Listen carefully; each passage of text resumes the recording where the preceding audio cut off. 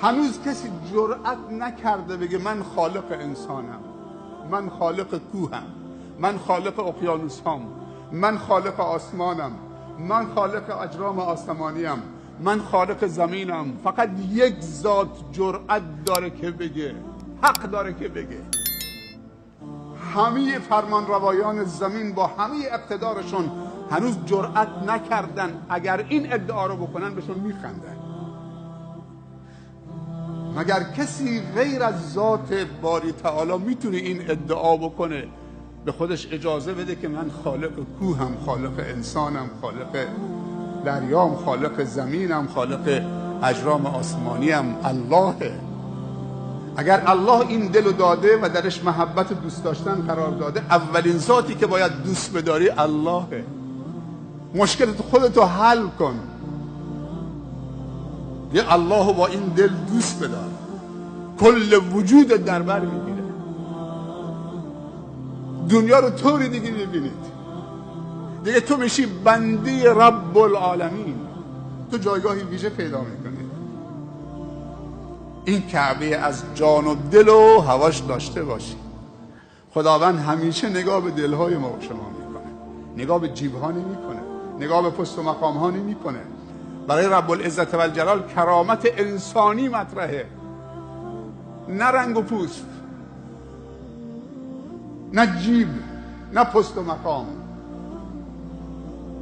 یه وقتی ابوذر غفاری از دهانش در رفت، به برادرش بلال گفت یا ابن السودا، ای سیاه زاده، ای کسی که مادرش سیاه پوسته.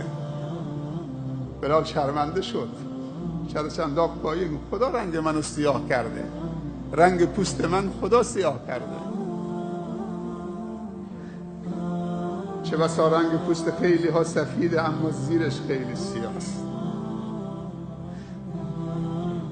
چه بسا رنگ پوست ها خیلی ها سبزه است اما اگر بر خدا قسم بخورن، خدا قسمشون رو اجابت میکنه.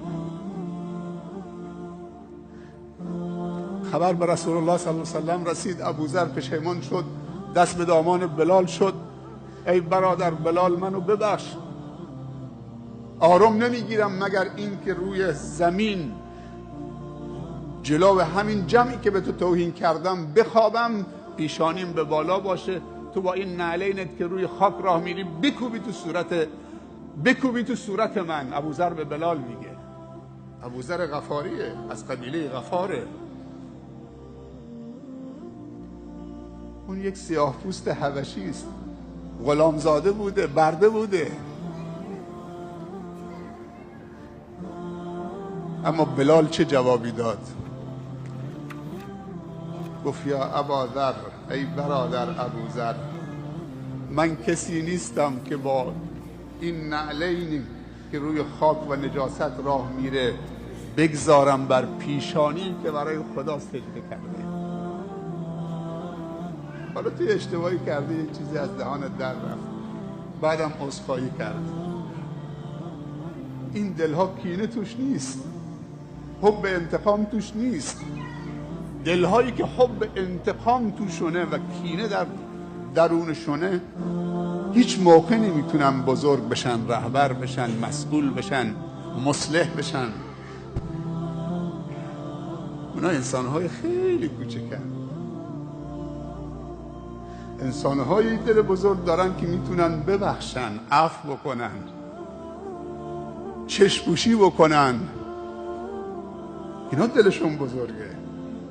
اینایی که دنبال انتقامن خیلی کوچکن، به جایی هم نمیرسن، آرام هم نمیگیرن.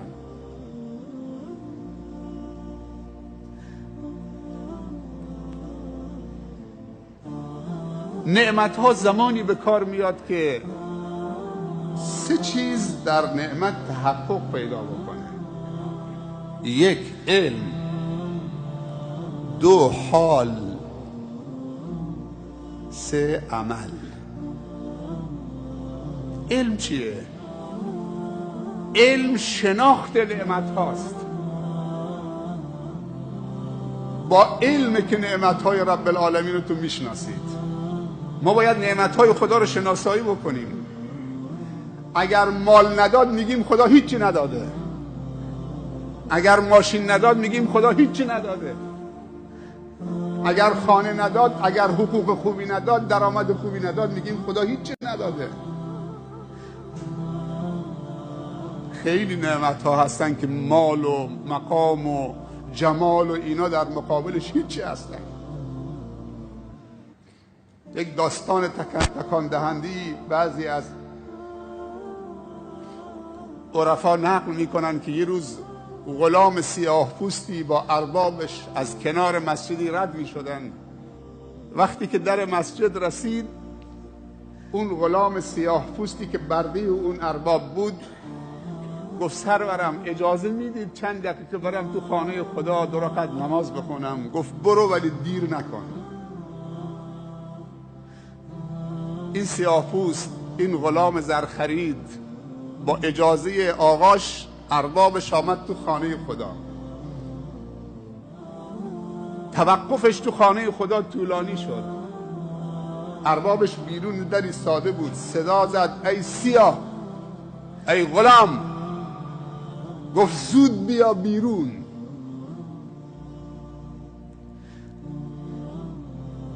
این غلام صدای اربابش زد که سرورم نمیگذارن بیام بیرون، میخوام بیام بیرون اجازه نمیدن.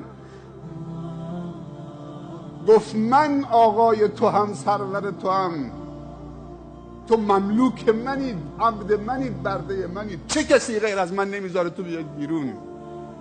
گفت همون کسی که به تو اجازه نمیده بیاد داخل خونش. همون کسی که به تو اجازه نمیده بیاد داخل خونش به من اجازه نمیده که بیام بیرون. کاری به سیاه و سفیدی نداره. یک، علم نعمت، معرفت نعمت. 2، حال. حال یعنی چی؟ یعنی اینکه دل مؤمن شاد بشه به شناخت نعمتهای خدا، نعمتهای واقعی خدا. خداوند در قرآن فرموده، امروز عصرم شیخ ماجد سوره الرحمن تفسیر میکرد، خداوند میفرمایند اعوذ بالله من الشیطان الرجیم بسم الله الرحمن الرحیم الرحمن علم القرآن خلق الانسان علمه البیان. چه منتی بر انسان، بر این مخلوقش داره میگذاره. میگه الرحمن، من الرحمنم، منبع همه نعمت ها هستم، بخشنده هستم. مهمترین نعمتی که به شما بخشیدم که نشانه رحمانیت من قرآن، علم القرآن. پس علم یعنی شناخت نعمت، حال یعنی شاد شدن دل با نعمتهای مهم، نعمتهای اساسی. اما سوم، عمل. عمل به نعمت در جهت رضای خدا، نعمتها رو در جهت رضای خدا قرار بده. حضرت حذیفه بن الیمان صاحب سر رسول الله بود صلی الله علیه وسلم. اسرار رسول الله پیش این آقا بود، اسرار خصوصیش. یه روز شیطان رو در خواب دید که تو سرش میزنه، داره زار زار گریه میکنه. گفت شیطان چرا زار زار گریه میکنید؟ گفت به 2 علت.